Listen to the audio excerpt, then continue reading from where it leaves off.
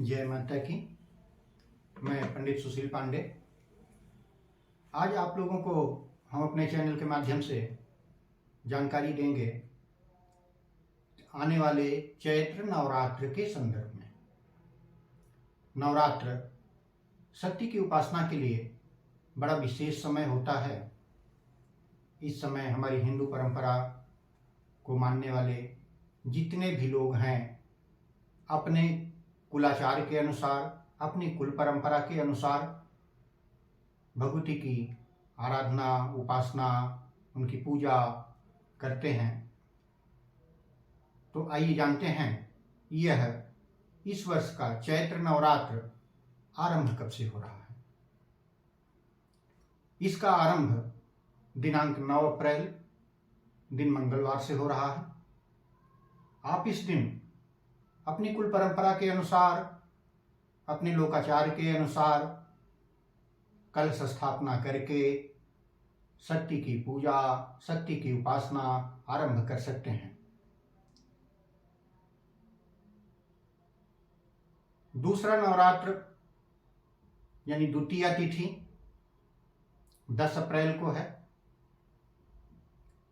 तीसरा नवरात्र यानी तृतीया तिथि 11 अप्रैल को।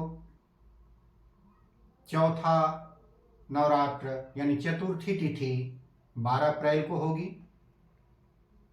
पंचम नवरात्र यानी पांचवा नवरात्र 13 अप्रैल को होगा। षष्ठम यानी छठा नवरात्र 14 अप्रैल को होगा। सप्तमी यानी सप्तम नवरात्र 15 अप्रैल को होगा। और इसी रात्रि में महानिशा की पूजा की जाएगी। महानिशा की पूजा उस समय की जाती है जिस समय निशीथ काल यानी आधी रात के समय अष्टमी तिथि का भोग हो रहा होता है। वह महानिशा काल कहा जाता है। और उस समय पर अपने कुल परंपरा के अनुसार हम महानिशा की पूजा करते हैं। अष्टम नवरात्र यानी अष्टमी, जिसको दुर्गा अष्टमी के नाम से भी जाना जाता है, यह 16 अप्रैल को होगा। दुर्गा नवमी 17 अप्रैल को मनाई जाएगी। इसी दिन नवरात्र व्रत के लिए यानी हवन करना, कन्या पूजन करना, जो भी आपकी कुल परंपरा में है, यह सब इसी दिन किया जाएगा। और इसी दिन पूरे देश में भगवान श्री राम के जन्मोत्सव का उत्सव मनाया जाएगा। क्योंकि नवमी तिथि मधुमास पुनीता, गोस्वामी जी ने लिखा है। मधुमास, मधुमास यानी चैत्र का मास। चैत्र मास को मधुमास भी कहा जाता है। तो नवमी तिथि, चैत्र के शुक्ल पक्ष नवमी को भगवान श्री नारायण राम के रूप में अवतरित हुए थे। इसके नाते उसी दिन राम जन्मोत्सव भी मनाया जाएगा। 18 अप्रैल को, जैसे जो लोग पूरे 9 दिन का व्रत रखते हैं, उनको पारण कब करना है, अपने व्रत को समाप्त कब करना है, तो नियम यह है कि नवरात्र व्रत की पारणा दशमी के दूसरे चरण के पश्चात की जाए।